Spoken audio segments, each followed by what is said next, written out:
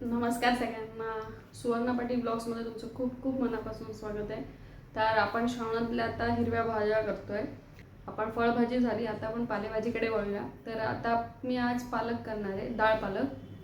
डाळ पालक करण्यासाठी आपल्याला काय काय साहित्य लागतं ते बघून घेऊया. तर डाळ पालकसाठी आपल्याला लागतोय पालक. मी स्वच्छ धुवून थोडासा चिरून घेतला आहे, जास्त बारीक पण नाही.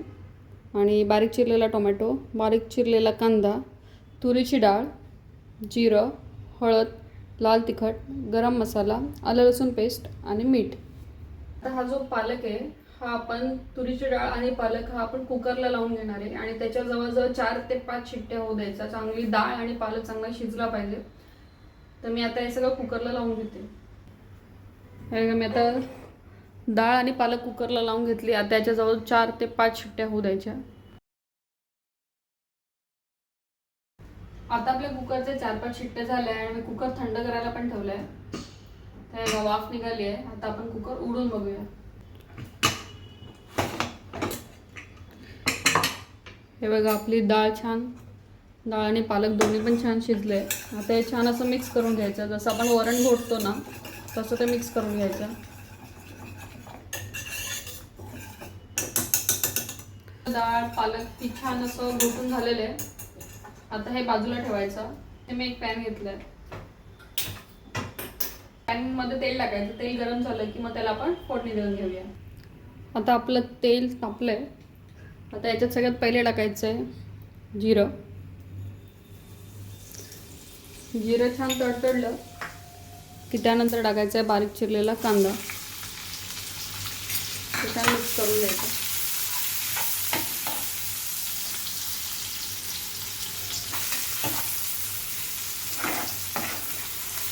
कांद्याला छान मऊसूत होऊ द्यायचं.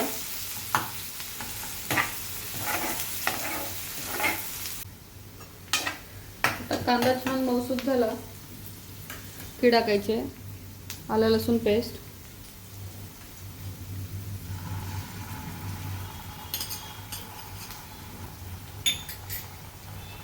मिक्स करून घ्यायचं.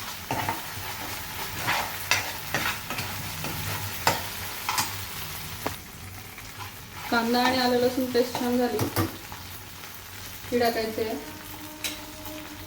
थोडीशी हळद,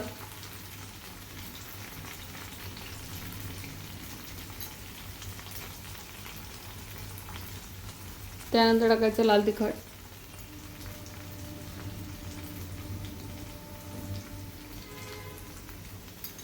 मिक्स करून घ्यायचं.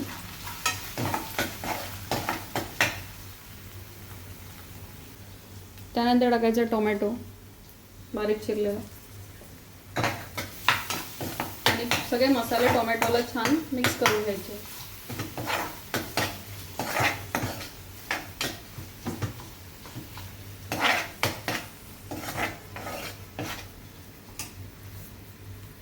आता आपला टोमॅटो छान असा मऊसूत झाला पाहिजे.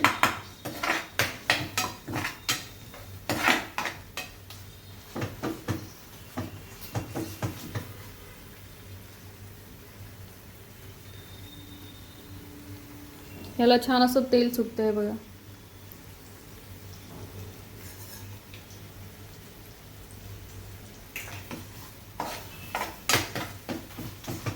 असं त्याला दाबायचा, असं नरम.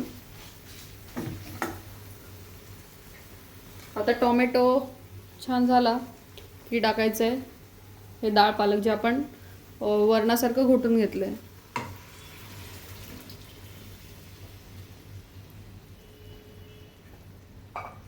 मिक्स करून घ्यायचं. आतापर्यंत गॅस बारीक होता, आता गॅस मोठा करायचा आणि छान असं मिक्स करून घ्यायचं. आता मिक्स करून झाल्यानंतर हा जो गरम मसाला आहे हा वरतून टाकायचा आहे. टोमॅटोमध्ये नाही टाकायचा. हा वरतून टाकल्यावर याचा फ्लेवर छान लागतो. त्यामुळे गरम मसाला वरतून टाकायचा फोडणी देऊन झाल्यावर. त्यानंतर मीठ चवीनुसार.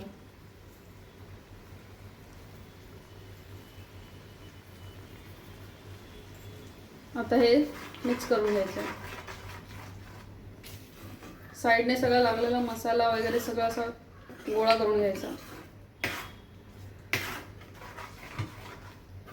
हे बघा.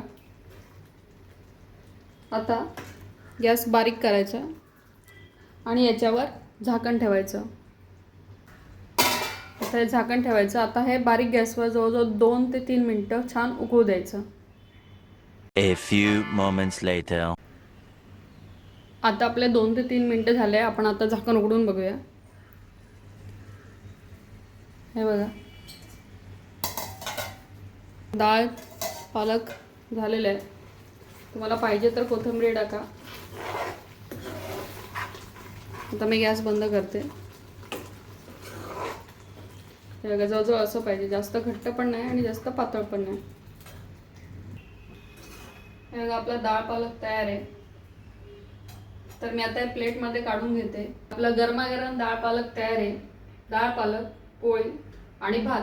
हा तुम्ही नुसता भात आणि त्याच्यासोबत खाल्ला तरी पण खूप छान लागतो. गरम गरम जिरा राईस करा, डाळ पालक करा, एक गरम गरम खा, खूप सुंदर लागतो. पोळीसोबत खा किंवा भाकरीसोबत पण छान लागतो. तर मी केला तसं त्याप्रकारे तुम्ही पण करून बघा आणि मला सांगा कसा वाटला ते. तर भेटूया पुढच्या व्लॉगमध्ये. बाय आणि खात राहा.